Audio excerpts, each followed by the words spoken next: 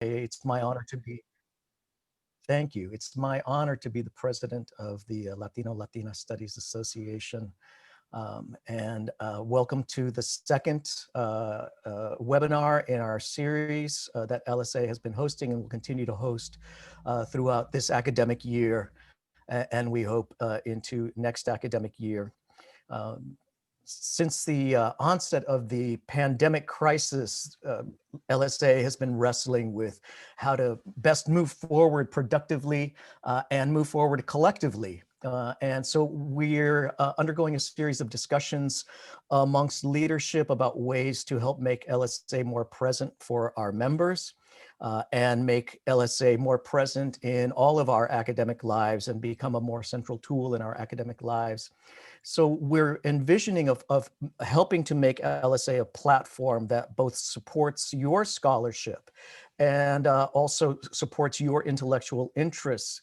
Of course, through our biennial conferences, which we're optimistically planning now for 2022 with any luck and with the help of the medical miracles of the age that we live in. But this present exchange is also a new experiment in another mode of exchange that we hope LSA will be able to provide in the future. So in short, the association is responding to this moment of crisis as we envision as an opportunity to think of new opportunities, new ways, provide new tools for us as scholars to work together and to be able to foster a sense of community in a new and hopefully more expansive way. So this present discussion is part of this new phase for LSA and one that is meant to augment the role that the organization plays as a dynamic home for Latina, Latino, Latinx studies. And so today's roundtable is an example of that kind of exchange. And we're delighted to welcome a truly distinguished panel with us today. They will begin by speaking each in turn just for a few minutes to talk about their particular publications, their particular journals, the issues of interest to them in relationship to journal publication. And I'd like to present our speakers in the order that they'll be talking today. Each will present for a few minutes, and then we'll open up for discussion. We have a Q&A panel on our Zoom. I'll just call it a gizmo on our Zoom computer gizmo that you can click on, and you can type in questions as we go along, and I'll be managing those questions and asking our panel.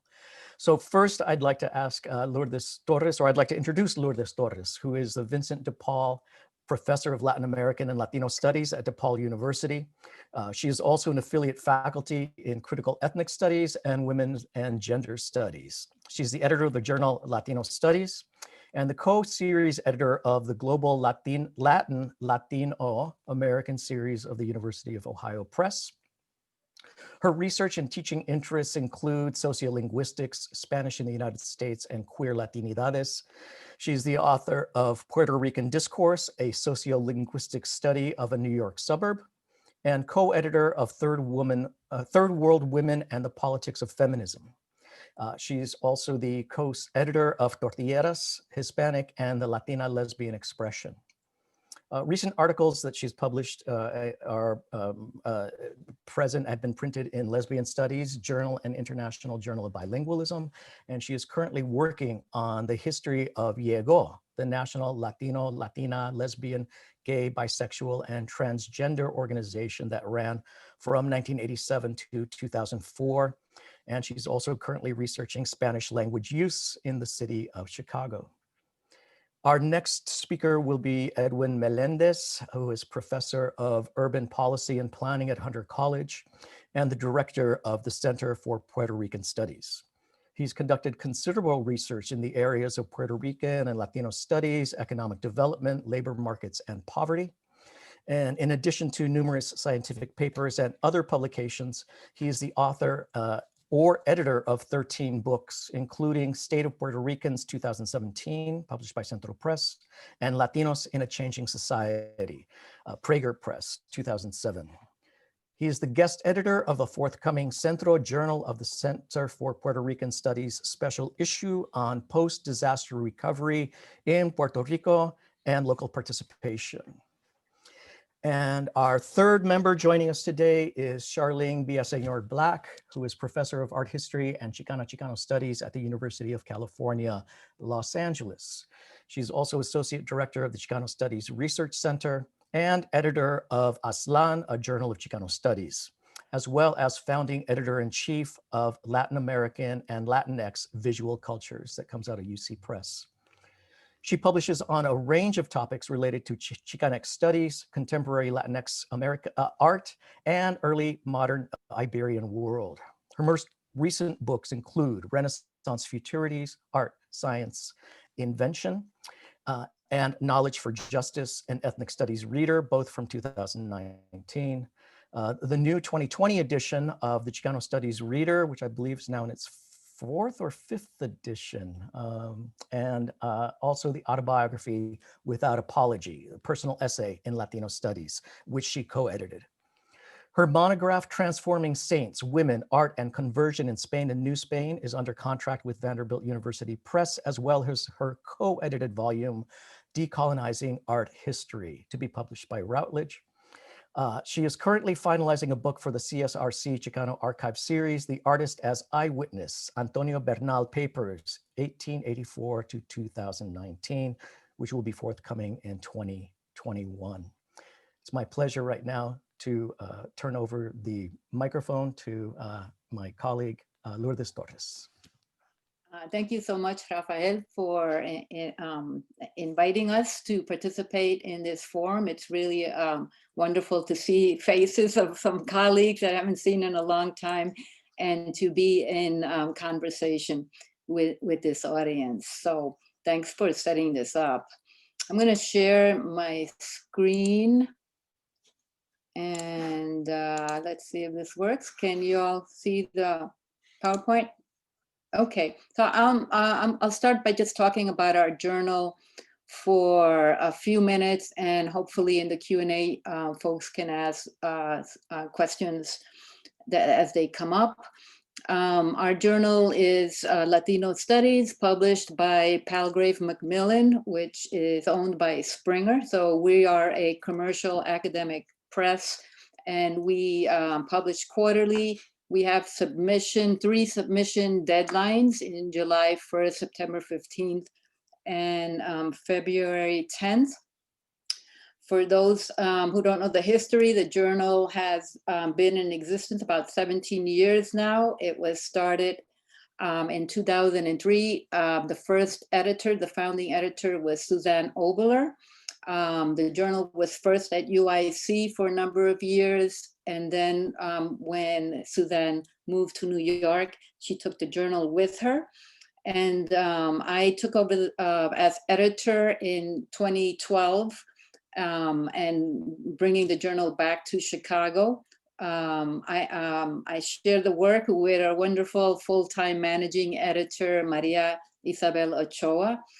And we have an internal advisory board or an internal review board that consists of myself and 3 associate editors who are Vilmar Ortiz at UCLA, Silvio Torres Celiant at Syracuse, and Marisa Licea at DePaul.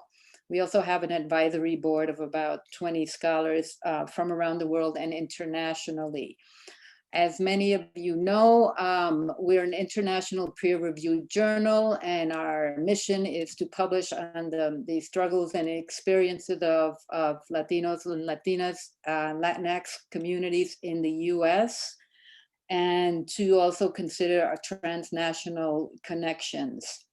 And we publish journals, we publish research in the social sciences, in the humanities, and we also publish shorter pieces on curriculum developments and on current issues occurring in different contexts. So we have original articles And we also have these sections, vivencias, páginas recuperadas, reflexiones pedagógicas.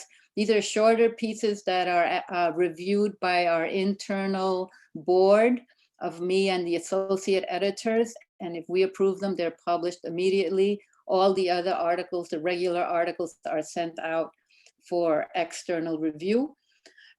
We also have special issues, and these are based on whatever folks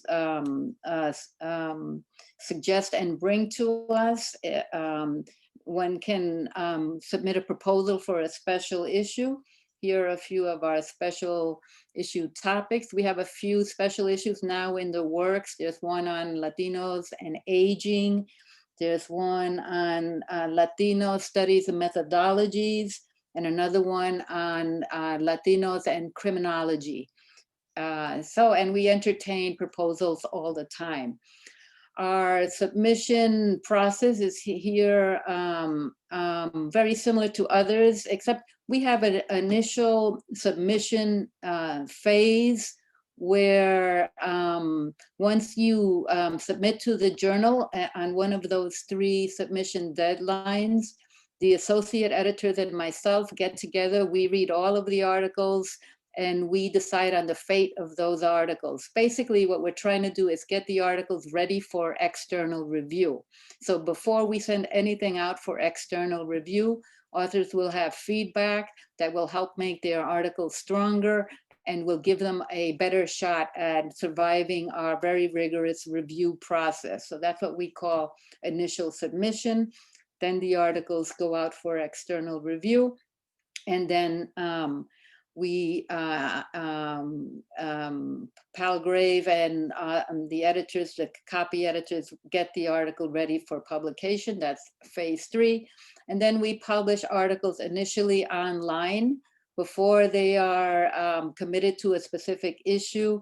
We have them, once they've been accepted and have gone through the publication process, they're published online.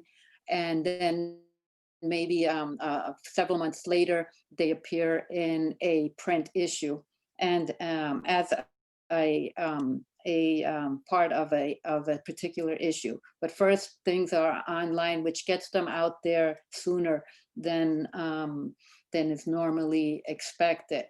So as that feature that we have, the online first articles, it's a nice feature, I think, because it means that articles are exposed to the readership sooner than you don't have to wait until they're actually assigned to a specific issue.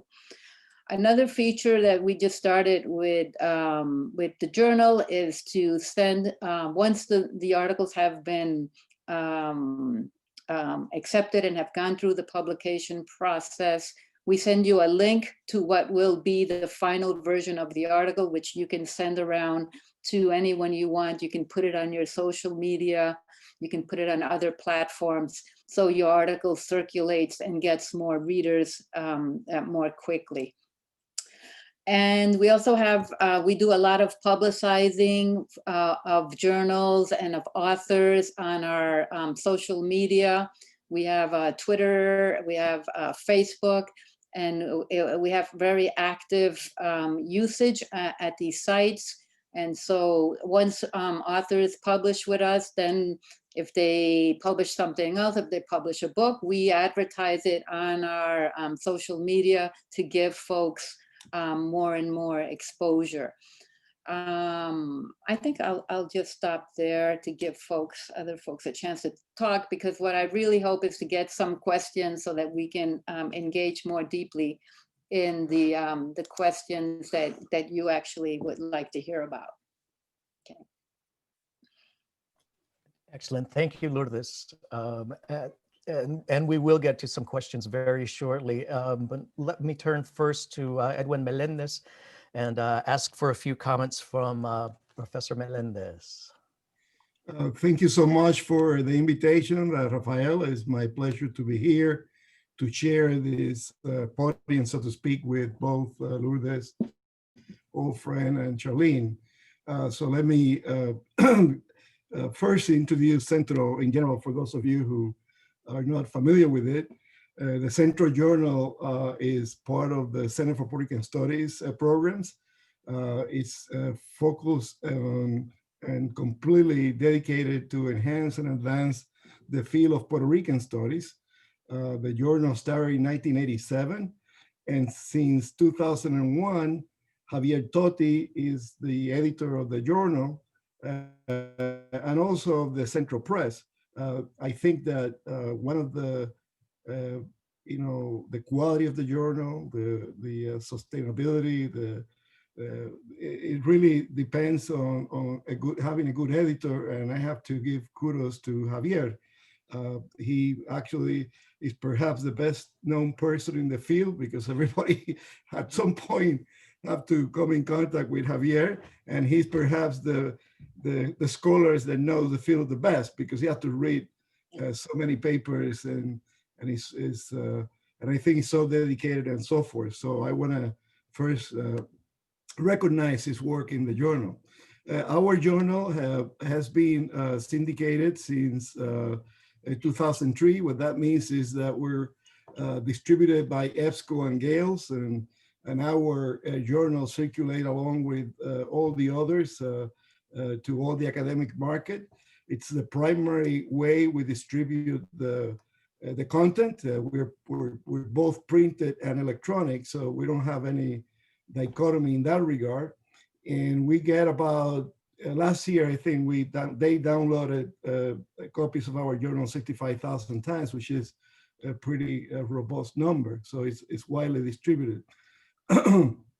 We also publish a printed version, and we moved to an Amazon service that at that time was called,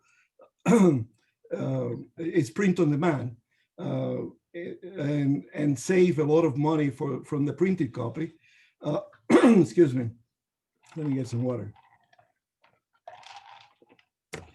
The journal since 2017 has been it's printed 3 times a year, spring, summer, and fall. We have a double-blind peer review as many other journals, and about 1/4 of the submissions are actually published, right?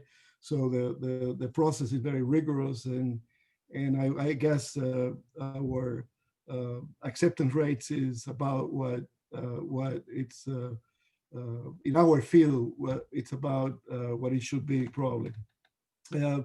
We publish special issues of the journal all the time. It's a long list of topics. Most recently, we have published a couple of things about special issues about Puerto Rico. There's another one forthcoming and another one forthcoming. So the crisis in Puerto Rico has been widely covered in our journal. It's multidisciplinary. About half of the papers are on the literature cultural side, and the other half is on social sciences and history. Very balanced. We publish in both English and Spanish. Most of the articles are in English, and we're indexing all the major indices. So in everything I said so far is sort of a typical journal. I was asked to raise some of the concerns that we have moving forward with respect to the field. And quite frankly, my biggest concern right now is the budget cuts that are affecting the university, Centro, and the state overall.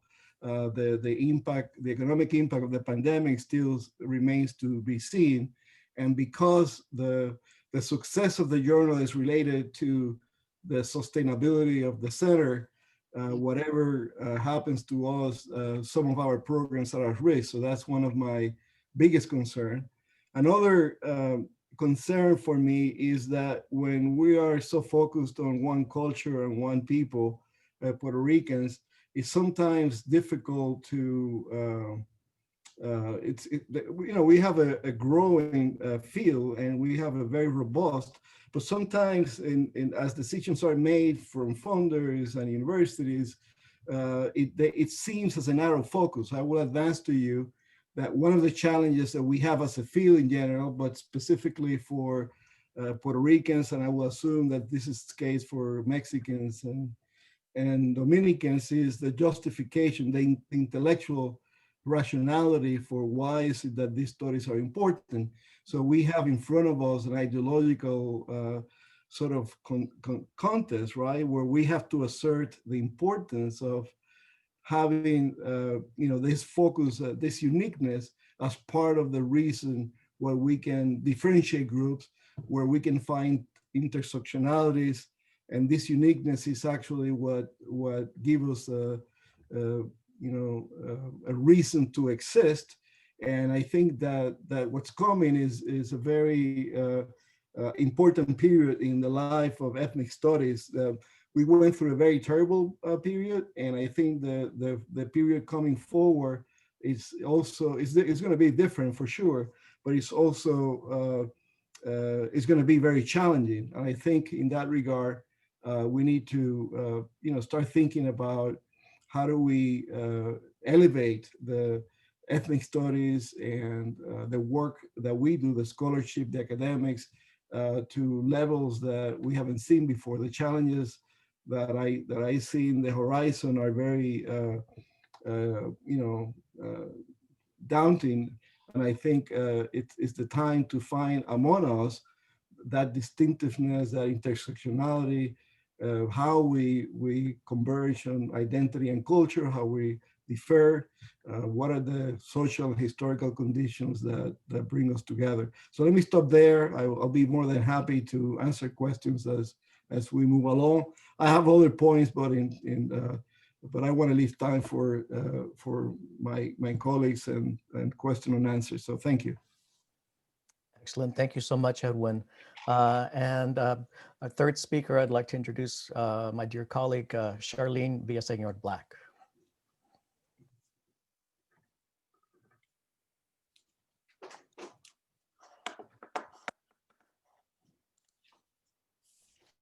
You're still, Charlene.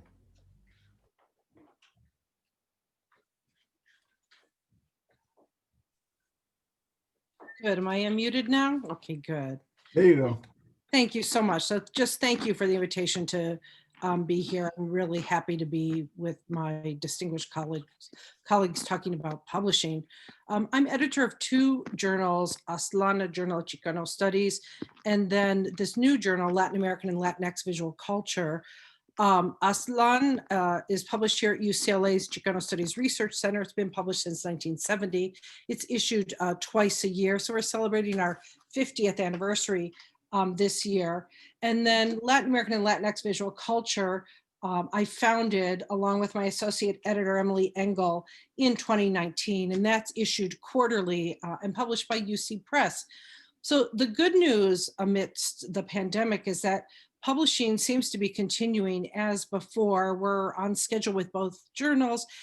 We were chatting before this started that actually submissions seem to be up. So that's really wonderful news. So send in your submissions.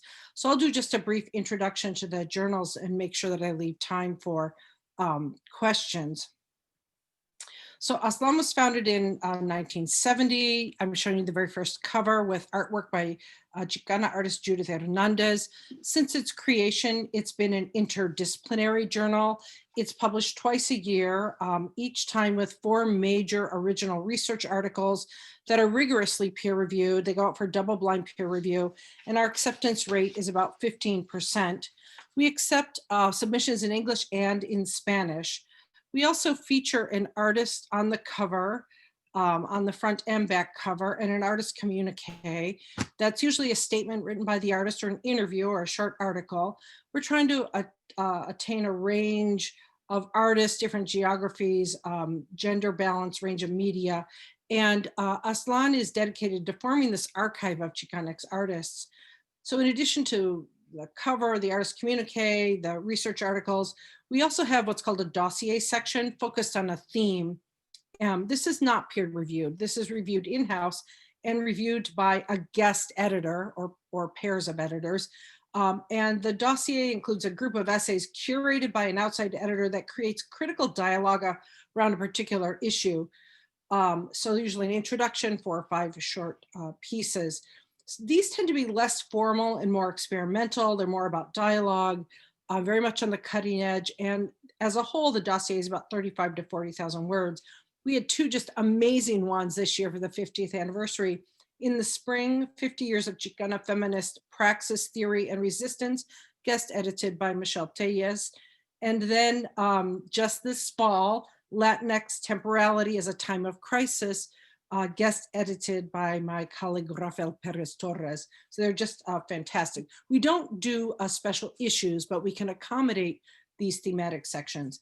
And then we have book reviews, major texts in Chicano Studies, and related fields that are important to us. And then an editor's intro and commentary. I want to stress that it is really interdisciplinary. And if you read the full run of the journal, you'll see this capsule history of the field of Chicanx studies. Major issues that I'm seeing that seem to be of interest, evidenced by the kinds of submissions we're receiving, but also things I'm hearing at conferences. I would say indigeneity, youth activism, migration, LGBTQ issues, art and activism, music. Scholars are moving beyond research on the Southwest, looking at Latinx folks in other areas of the US. The question of the boundaries of Chicanx studies is one that's coming under scrutiny. We're looking at Asian Latinx culture. We're looking at Blaxican culture, the importance of Central Americans too. Most of our submissions are in literature. Most of the submissions are in literature. The future trajectory, I'm hoping will be good given demographic changes in the US and activist calls for diversifying universities. I hope we're going to have more scholars of color, more people doing research on communities of color. And then Latin American and Latinx visual culture. This is a visual culture journal that was published after I did a lot of research with my associate editor, Emily Engel, tracking where publications in these subfields were being published. And what we discovered was that the major flagship journals of art history refused to publish anything on Latinx art and to a lesser degree Latin American art. So we founded this journal with UC Press, and it publishes in all fields, pre-Columbian through Latinx. We usually publish 2 to 4 research articles, book reviews, plus a guest edited dialogue, which is often a methodology around a current issue. We have very robust representation of Chicanx and Latinx art. And one of the articles we published in 2019 on Latinx art won an award. And that's Gigi Otálvaro Ormillosa, Metaphoric and Sensuous Brown Bodies, Queer Latina Latinx Visual and Performance Culture in San Francisco Strip Clubs, 1960s to 70s. It's just a fantastic article. So the submission process is similar for both, and there you can see the submission information. Submit your essay. It's initially evaluated in-house. We make a decision about whether or not it's ready to go out for peer review. Usually I ask for edits even at that beginning stage. And when it goes out to peer review, it goes out to 2 reviewers. It's blind review, and it can be an accept with revision, major or minor, revise, resubmit, reject. And I want to say everything except reject is good. It means we're interested. Then there's more revisions, copy edit, and eventually publication. To finish up my advice, I have 3 pieces of advice. 1, make sure it's original research.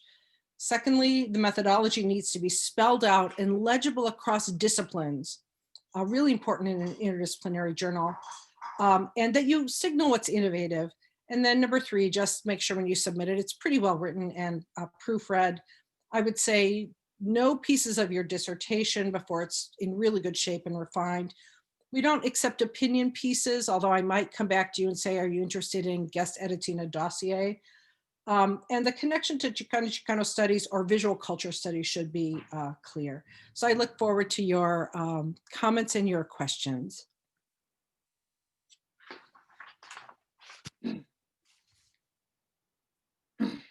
Thank you all. Thanks to all of our panelists. And thank you for your charlas. Thank you for your information. This has really been helpful. We have a few questions already from the audience. And I'd like to just start with a more general question for all of our panelists, which is, what's the most common mistake or the most common problematic issue that you see with articles submitted to your journals? And I think we might have touched a little bit on some of that in your introductory comments. And how open are journals, or each of your journals, to submissions from social scientists? Can I start? Is that okay? I think the Charlene touched upon some of the biggest problems. I think one is that people, especially emerging scholars, are not well trained to speak to an interdisciplinary audience. And quite often they are very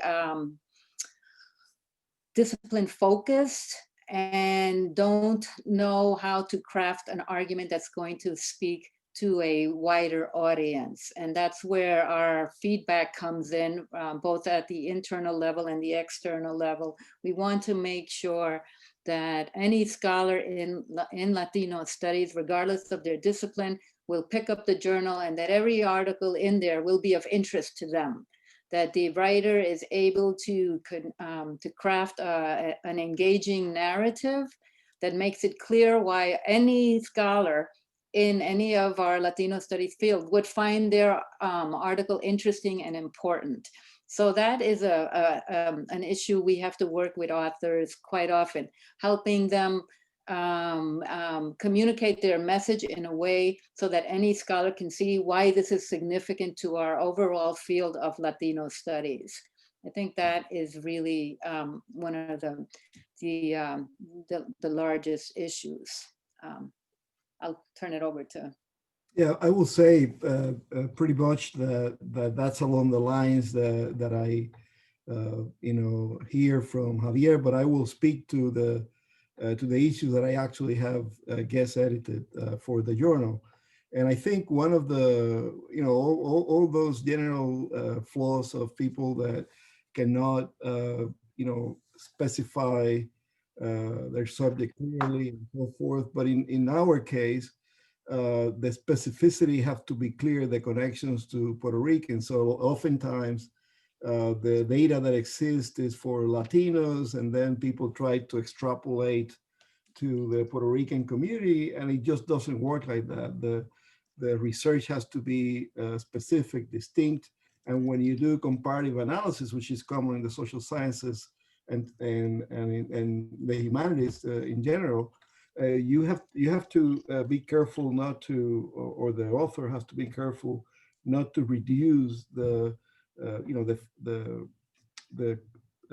commonalities to one group to the other, and so forth. So I find that to be a little bit of a challenge when you try to dissect, and especially in social conditions, that you cannot extrapolate from the findings in one community to the other. You have to be very, very specific. So that's a methodological problem, but it's also, I will say, how the research is set up, how the data is collected.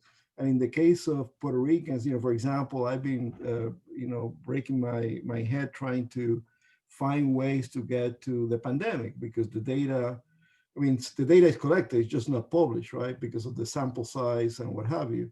So if you want to understand the specificity of the impact of the COVID pandemic on Puerto Ricans, you have to, go, do a lot of jumps and so forth to try to make that statement, right? So data collection, it's a challenge. And how do we come up with methods that allow you to do that specific impact in this case, as a social scientist, is very challenging. So it's great when you find innovations that allow you to go around that problem, or when you see young scholars defining case studies or very particular approaches that allow you to collect that data and allow you to, even whether it's quantitative, qualitative research, to get to that specificity that makes a contribution. So let me stop there. I would just add one thing to those great comments, and that is frequently I'm asking people to tell me what's the thesis of your article. And so there might be great original research and everything's wonderful, but I need a thesis statement. And so whenever I see someone write, I'm examining, or I'm investigating this or that, like examining is not a thesis. That's not I write that. That's just not a thesis sentence. So that would be my advice. And then just the social science question, like we're definitely looking for submissions in the social sciences. Most of our submissions are in literature. Yeah, I might add that most of our articles are actually in the social sciences, although about probably a fourth of our articles are in the humanities. One other thing I thought of in terms of what authors don't want to do when they publish their articles, or an issue is, make sure you read the article that you're submitting your article to. Make sure you've read the journal, make sure you're familiar with the format, make sure you're familiar with what exactly what articles look like. Quite often, too often, people submit articles and it's clear to us that they have never looked at our journal and don't know what our mission is, don't know what our that the article, the journal is interdisciplinary. So whatever journal you're thinking of submitting to, make sure you're very familiar with that journal. Don't submit articles cold without being really familiar with that article and with the submission guidelines.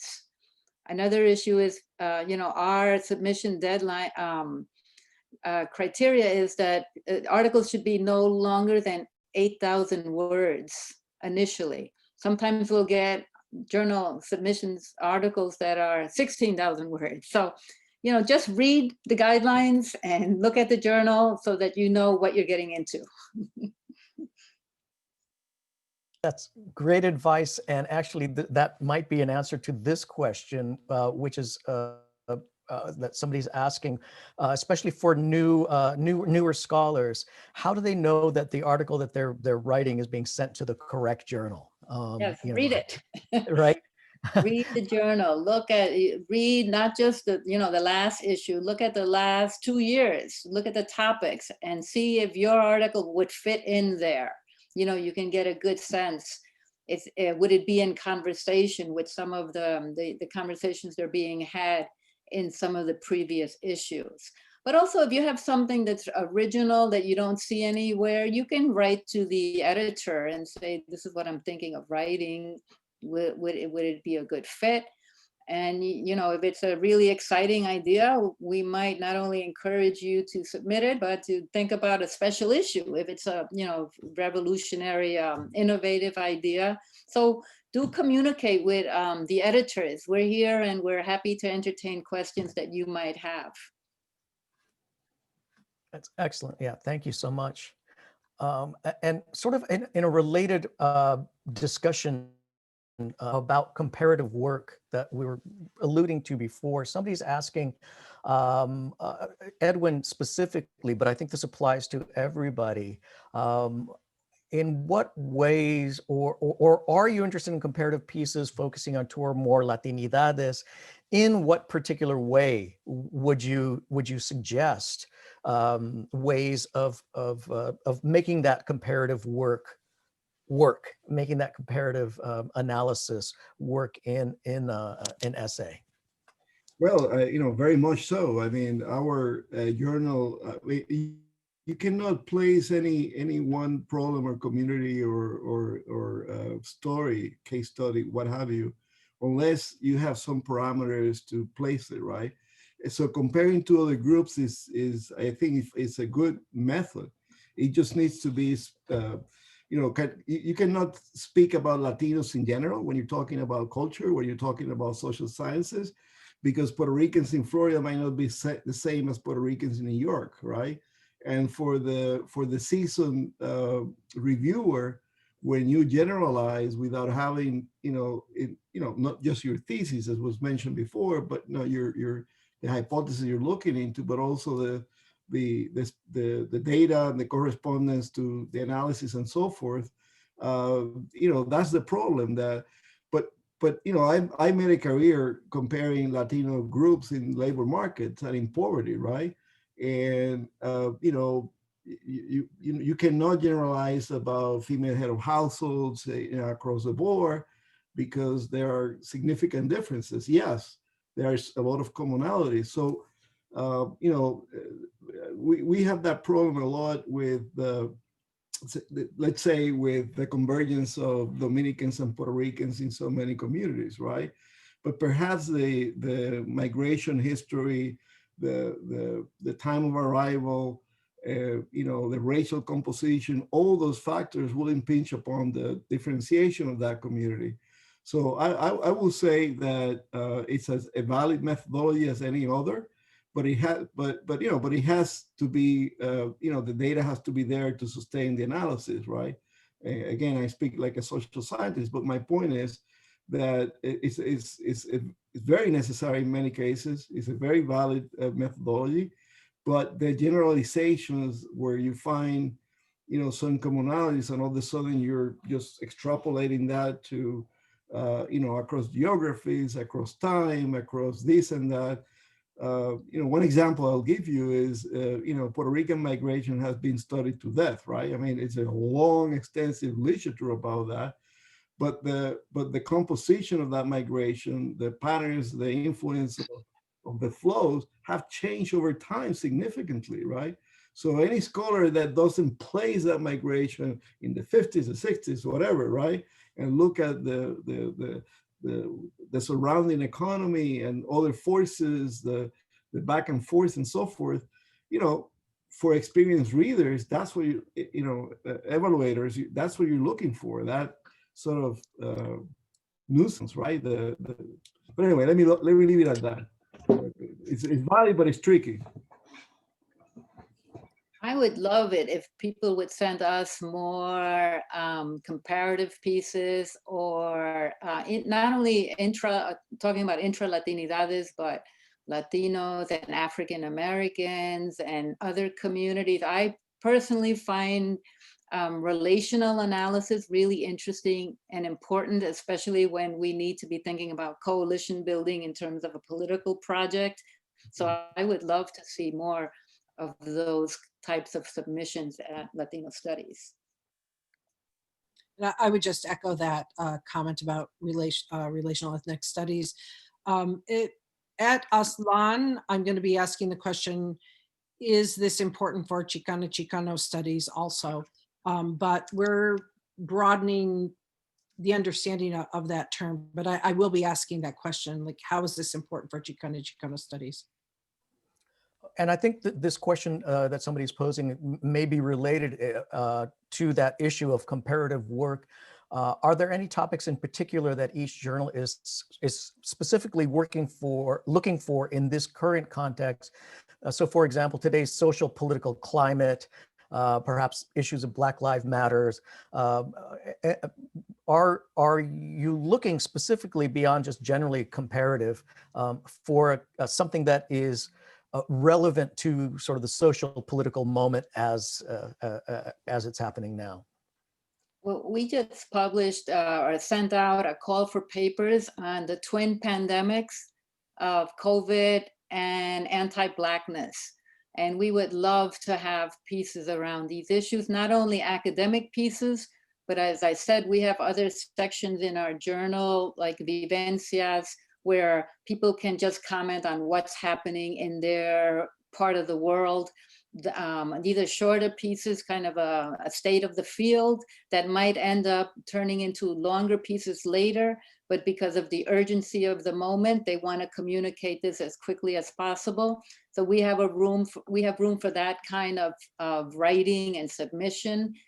But instead of, I see some people are asking, what are the trending issues? I really don't like to suggest topics. I think what you're doing, the work you're doing, if you can make the case of why it's relevant for all of us, that's what matters. I want to see what you have to say about what you're learning and what you're struggling with. And, if you can write that up in a way that is rigorous and interesting and engaging to a wide audience, that's what I want to see. Okay, I'm on.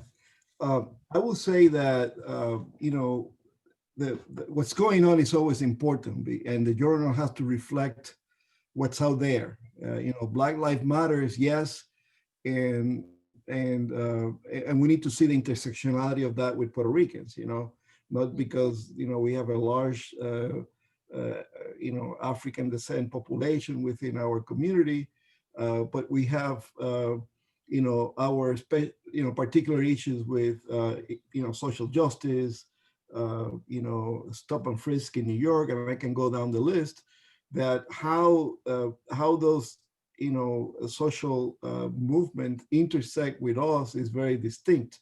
But by understanding how it affects us, right? Whether it's racial issues or the environment, you know, look at Puerto Rico. I mean, did you think that Puerto Rico was into the environmental struggle and environmental justice movement ever, right? I mean, hey, the last 3 years, that's about all they talk about, right? Reconstruction and the impact. You look at our, you know, stop and frisk in New York. I mean, it's a struggle in the communities. Now we're going to be facing the housing crisis with some, you know, a good chunk of our people, you know, 30–40% of our people that are at the 30% rent risk or 50% rent, you know, rent risk, and all the evictions that are coming. So that, you know, how we're affected by the, you know, what's going on out there. The racial justice movement, the environmental movement, the gun violence in New York. I mean, in our communities in the Bronx, right? So that's what we're looking for, an understanding of those convergences of issues, but also the distinctiveness that affect us, right? So if you want to make a big contribution, place us in those moments. But make sure that you address the audience, and our audience are people who want to see that specificity, right? But we also want to find the intersectionality, because we want to have alliances with scholars in the African American community, in the Chicano community, in the Mexican American community. You know, however people define themselves, we're there, right? Oh, you know. Anyway, so let me just stop there. We're definitely responsive to current events, and there's a lot of like incredible scholarship, new scholarship on activism and youth activism that I'm aware of right now. As editor, I'm also looking at what we've published. I'm looking at the field overall and asking myself, what hasn't been done? Like what are the gaps? Where are the gaps? And in Chicano Studies, 2 gaps that I've noticed have been study of religion. And we have a dossier coming out on that. And the other one is music. And so I've been really looking for articles on music. In the other journal, Latin American Latinx Visual Culture, we're really looking for things on Afro-Latinx visual culture. And we do have a dialogue section coming out in that.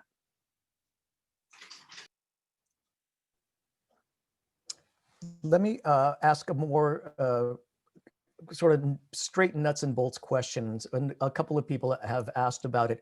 Basically, just what is the timeline from submission, or typical timeline? I know it varies depending on the individual submission, but generally speaking, from submission to initial review, to then to readers and final decision back, more or less, what kind of timeline can people expect, especially first or new scholars coming to this without that experience? I can start. Well, it depends. As I said, we have 3 submission deadlines. So if you submit your article right before that deadline, the associate editors and myself will be reading that about a week or 2 later, and your response, your initial response will come within a month. So that's that initial internal review. And I see some people asking about that in the chat, about the benefits and drawbacks of that. I think it's a huge benefit, because what it means is that you have 4 scholars who are from 4 different fields reading your work and giving you feedback about what's going to make a strong article, right? And so we provide that feedback within a month. And then, you know, it depends how long it takes a writer to, a scholar to get that article back to us. And then we send it out for external review. We give people 2 months to get the article back to us. And then usually there are revisions required. And so that gets back to the author, and however long it takes them to get that done. Then we send the article back to those external reviewers and say, up or down, is the article now ready? And you might end up getting more feedback there. So I think for us, normally it takes 9 months to a year to go through all those steps. But it really, a lot of it depends on the scholar who submits the article. How quick are they to turn it over once revisions are requested? Some people do that really quickly. Other people take 3, 4, 5, 6 months. And then, you know, so it's really hard to give a concrete timeline, because so much of it depends on the scholar who submits it, on how long it takes us to find external reviewers, on how good people are about getting those reviews in on time. With COVID right now, we're seeing a little bit of delay getting those back. So there's so many variables that are in there. But I would say, honestly, it takes, for us, 9 months to a year, if everything goes well. I will say that you know, Javier will respond to submissions within a month. He will send back you know, your article is going out, or you know, we're sorry, you know, it doesn't fit, sort of the basic you know, first review. And if it goes out, it will be probably a couple of months before you get it back from reviewers, and then takes another month or so for the author to send it back. And then it gets into a queue for publication, because if you missed, you know, we're open submissions, but the journal is probably 3 times a year, right? And if there is a backlog of you know, obviously we increased to 3 journals a year so that we can accommodate more special issues. And the whole point of special issues was to have sort of a modified process of what Latino Studies is doing, which is, you know, that you have an editor that is a buffer in terms of looking at the submissions, you know, requesting submission from people in the field to make a round, you know, to make a round issue, you know, topical publication, right? That you fill all the gaps and you identify, and that has proven to be an effective method, right? To provide some of that feedback that Lourdes was referring to, right? It's not exactly the same, but as many of these special issues are a subsection of our communities, right? In my case, I only edit special issues when I have an ongoing project that involves pretty much everybody who's there, and then open to other people that want to join the conversation. So it's you know, it does that kind of feedback mechanism at the beginning, and then thereafter it gets into the queue for the journal, and it's pretty much the same. So so I will say that if it's an open submission, it really depends on finding the you know, we have a very robust advisory board, but with so many topics, you have to go outside that advisory board. You know, the field is growing fast, and if you're, you know, if you have a specialized topic, then you need to find the right reviewers for this. The other thing that matters, what Lourdes mentioned, you know, how fast is the author making the revisions, right? And if it's a you know, revise and resubmit, you have to go back to the original, you know, reviewers for them to see whether, you know, you did the corrections that you needed to do. So I will say that a normal course of events, you should expect, fast track will be 6 months. Normal will be somewhere in between 6 and a year. And if it doesn't coincide with the availability of the publication, because there is a special issue or whatever, it will be more about a year, right? But that's the range that you should. Then if it's in the backlog for publication, you will get the galleys and you can distribute that. We still don't have a system for making those galleys public before the printed version, because we distribute through EBSCO and Gales, and we prefer to do it, electronically across the board because we're syndicated, right? So, but in any case, let me stop. I would say for Aztlán, it's about a year, and it can be longer. So I'm working about a year ahead. Like I'm trying to finalize, well, what's going to be fall 2021's lineup of essays. For the dossiers, I don't have any openings until 2022 at this point. So it depends. Things can get really bogged down in peer review. Once you submit, you should hear back an initial response 1 to 2 months from us here. And that'll probably, we're going to be asking for reviews before we send it out to peer review. And then the other place that things slow down is author revisions. So we're doing our best to keep things moving, but I'd say it's about a year. Aztlán only comes out twice a year. For the other journal comes out 4 times a year. So that's a little bit faster. And that could be, if we fast track an article, that could be 6 months, assuming everything goes well with peer review.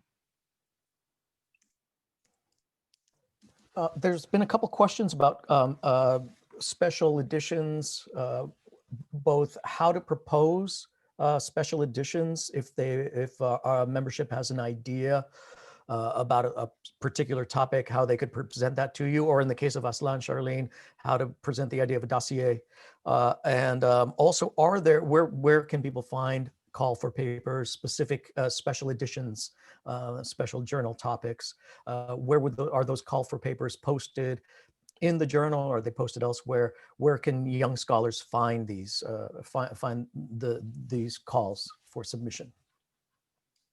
For Latino Studies, just go to our website and you'll see a detailed description of the process for submitting special issues. So we don't generally publish the special issue topics on the website. Usually special editors go out and publicize the special issue among their networks. We use our social media tools to get the word out about special issues. I have to say, not a lot of people propose special issues, but not all of them complete the process of getting the articles together and bringing it to us, which is why we don't do that. We turn it over to you. If you're a special issue, you are responsible for doing the call for papers, for generating interest, for getting those articles together. Then once you submit those, then we start working with you.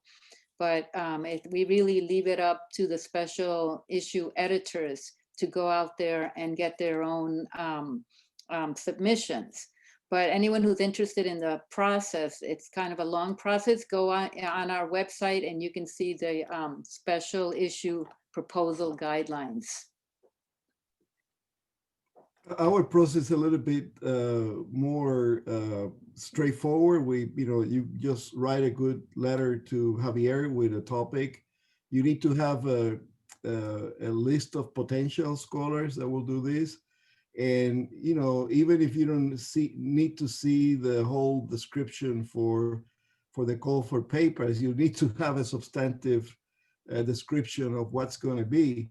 And I will say that in our case, it's very interactive, because when we detect, the crisis in Puerto Rico, there are a bunch of people that are working on the topic. They come up with, conferences or, and our, our researchers are involved with that. And it's kind of a relationship where the things come to us or we go to them because of the moment, right? You want to be responsive. there are some long-term, themes that are never going to go away. Migration, race, gender,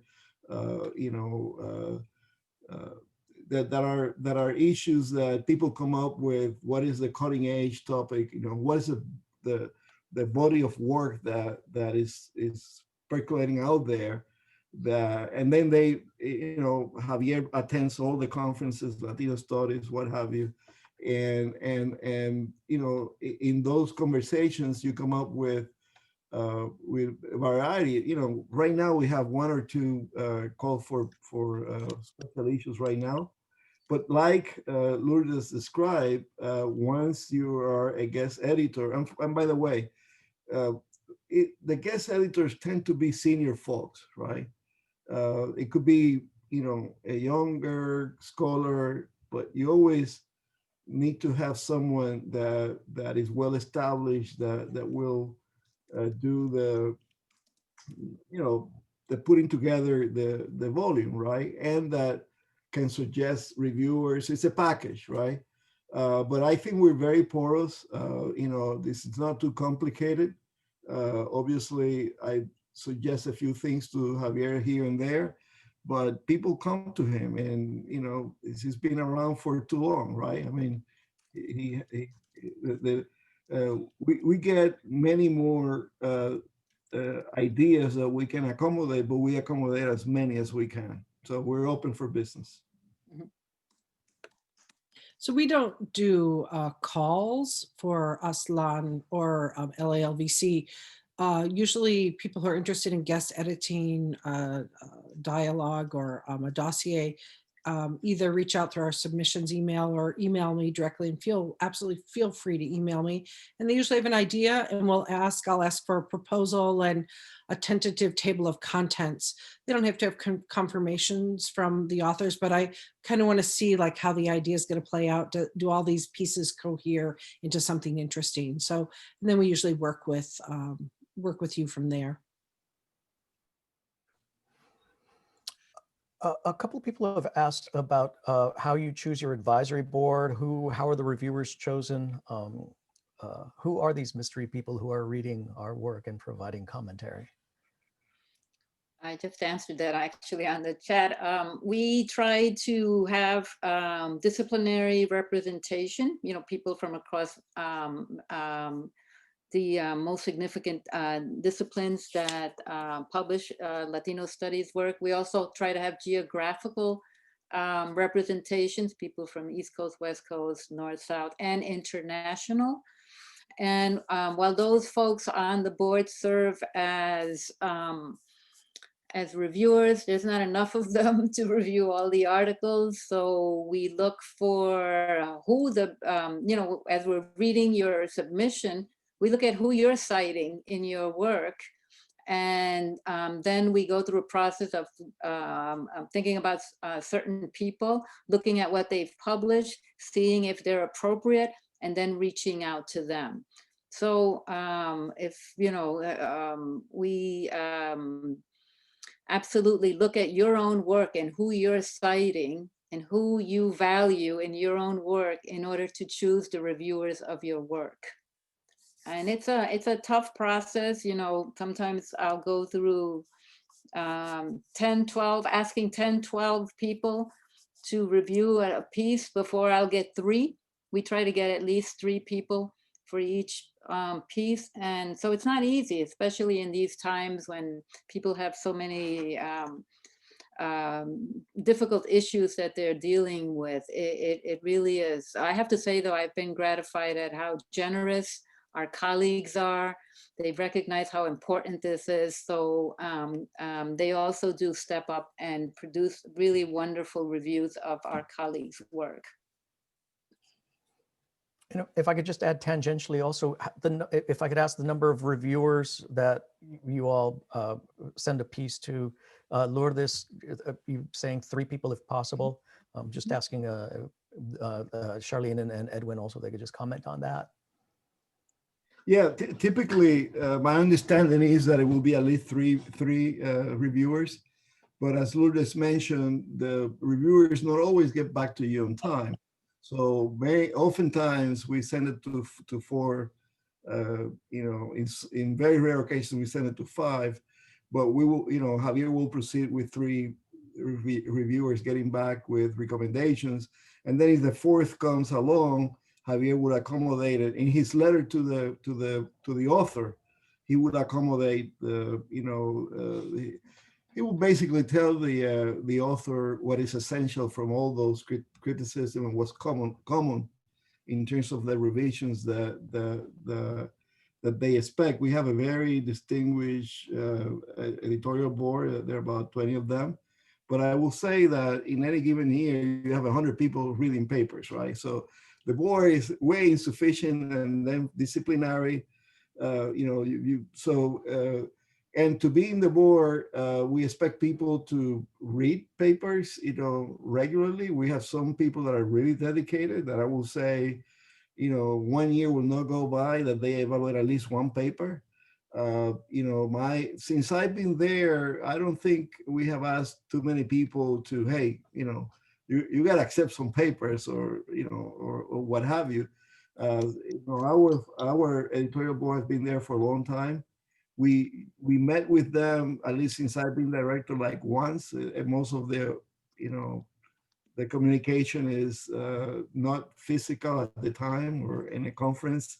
And I think we talked about having a Zoom meeting not too long ago, and we didn't do it. But the most important part is that the board anchors, but there are plenty more reviewers, right? And if you want to get an editorial board, my advice is that when the papers get to you, you read them, you do a good job evaluating the paper, and you work with the editor to, forge a relationship. At the end of the day, when we feel that we need to expand the board, and it's long, it's large, but sometimes you need to, there are important fields, LGBTQ are not represented. Hey, we got to go out. We need to find people that this is a new emerging field, or 10, 15 years ago, we need to do this, right? So anyway, so let me stop there. But if you want to become part of the group of the editorial board, you need to have a relationship with the journal, right? Your prestige will help a lot, but an editorial board is to edit papers, right? Is to contribute to the quality of the journal and so forth. So both of the journals I edit, we only send out to 2 peer reviewers. If the reviews are split, then I will send it to a 3rd reviewer. It's hard to find reviewers. Just if you're asked, we really are depending on your expertise. I try to be generous when I'm asked to peer review. I mean, it's how our field grows and how we foster each other's research.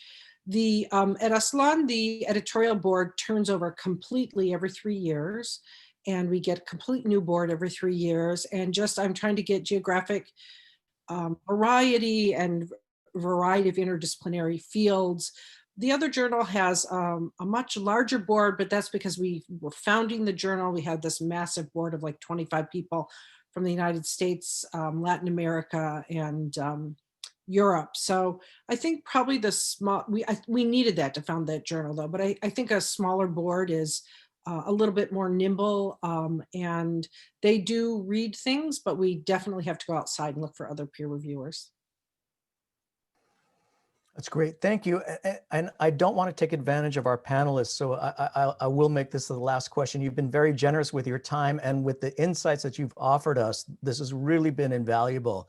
But the last question I'd like to pose to all of you is just, and this is a question from a young scholar who's looking to publish, but feels all of that sense of the imposter syndrome and that anxiety about publishing that all of us experience, all of us have gone through. And so the person writes, is there a piece of advice you can give future authors about going through this process? Or as another attendee put it, are there any encouraging words that you can offer for fresh scholars going through this? I would suggest that before folks send an article to a journal, They share it with other scholars, get feedback from other people. I think, obviously, as I tell my students at the Paul, rewriting is the way we improve our work the most. Getting feedback and rewriting is going to make your piece stronger. So I would say try to find scholars, mentors who will look at your work, give you feedback before you send it out. And then just really do your homework before you submit an article. You have to do homework that's beyond the specific work of your piece. The other piece of the puzzle is where to submit your journal. So go out there, read a number of issues of a journal that you want to submit to, study the guidelines carefully and adhere to them, and you'll have a much better chance of success. And then also get it out there. It sounds like from all our journals, we are really interested in helping young scholars and in mentoring emerging scholars. So we will give you feedback before we send stuff out to external reviewers. We'll try to help you make the piece as strong as possible before you send it out, for two reasons. Because we want to help you do the best work you can, and because we won't send work out to external reviewers that we don't think it's going to make it. That we're not going to waste their time either. So we're very careful and we're very attentive to new and emerging scholars and the need for mentoring. As I said before, we understand that sometimes scholars are trained in some disciplines and not trained to write for interdisciplinary journals. So we're very much committed to helping scholars achieve the type of writing that is required in those articles. And then, you have to at some point let go of the work. Once you've done all those things, take a chance, get it out there. The only way you're going to get a response is by submitting your work and then seeing what happens. I think you'll find that your colleagues are generous, and if your ideas are good, we want to see that work out there, and we're going to do whatever is possible to help you get that piece ready for publication. So submit your work to Latino Studies. We'd love to see your work.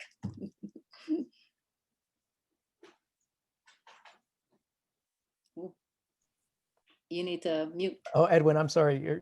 I thought I did. I'm sorry. So I echo everything that Lourdes said. I will then focus a little bit my comments on what do you do before you get to that submission, right? Before you do all those things. And I think the becoming a scholar is becoming part of a community, right? An intellectual community, and going and presenting in different conferences, the type of gathering that we have with Latino Studies and so forth, the Latino Studies Association. It's important, PRSA in the case of Puerto Ricans, the Dominican, because those disciplinary conferences provide you with feedback in terms of, when you present those ideas that you're sort of work on a paper, and then you're presenting something that will prospectively be a journal, you get not just important feedback as to how you come across in your ideas, but you also make, connections and have conversations with potential blind reviewers. You never know who's going to get it, right? And I think that listening carefully to how people react to your presentation, right? Ignore the accolades. All that is okay. You're a good scholar. You probably finished a PhD. You're on your way, right? Having said that, pay attention to when people make suggestions, right? Or make methodological or conceptual, criticism. Why? Because you better hear and talk to them at that moment, right? About your argument and how the data, how you're casting it, your method and so forth, than when the paper is completely written and then submitted to a journal, right? So I think it's a process, right? And if you get a rejection, that doesn't mean that it's not a promising work. It just means that you have to continue massaging it until it, you know, like a loaf of bread is ready for the oven, right? So you just, you know, and keep presenting it, right? And, you know, I advise my students when I was in the business of advising doctoral students that, you know, they need to create community. They need to find 2 or 3 friends that will exchange their work. I learn a lot by collaborating with colleagues and working with more senior people at some point, and then later on with my peers, right? People that were, you know, either tenure faculty somewhere trying to survive. And those collaborations taught me a lot about how to do papers. And my last word to you is, don't get discouraged, because if you think it's going to get easier, it's not. Okay. It, you know, it never gets easy. It's just labor of love, and you have to just keep at it. And the process is important. Learn from it. My most important advice, it's something I didn't realize when I was a young scholar, and that is that revise or resubmit is not bad. That's pretty good. And no one ever submits their article and gets an email back from me saying accept. It just doesn't happen. The best you're going to get is a conditional acceptance of revise with minor revisions. That's the best it's going to be, accepted with minor revisions. And most likely it's going to be accept with major revisions, or more likely it's going to be revise, resubmit. And if I say that, I'm interested in your research. I just need you to, you know, look at my critiques and fix this up a little bit and send it back. And if it's a reject, an out and out reject, I usually try to redirect. Usually it's not a good fit for our journal, and I'll try to send you names of other journals. So just revise, resubmit is a hopeful response. Good. That's great. And ending on that note of hope, I want to thank our panelists who have been fantastic and just very generous, but also have revealed their experience, their years of experience, and their years of insight about working in this field, working in the area of journal publication. Thank you for our audience members. I really appreciate it. And I do want to say that this is the first of a series of panels that we will have, and we'll have another panel on journal publishing, hopefully in the spring. So I want to just thank our panelists again, and I look forward to participating with all of you in the near future. Be well, happy holidays to everybody, and my deep appreciation to all of our panelists tonight. Thank you so much. Thank you. This was fun and it was great. Thank you. Thank you. It was Send fantastic. us submissions, all of us. Yes, please. And I encourage everybody, especially young scholars, Yeah. send the submissions. Send the submissions. Thank you, everybody. Thank you. Night. Good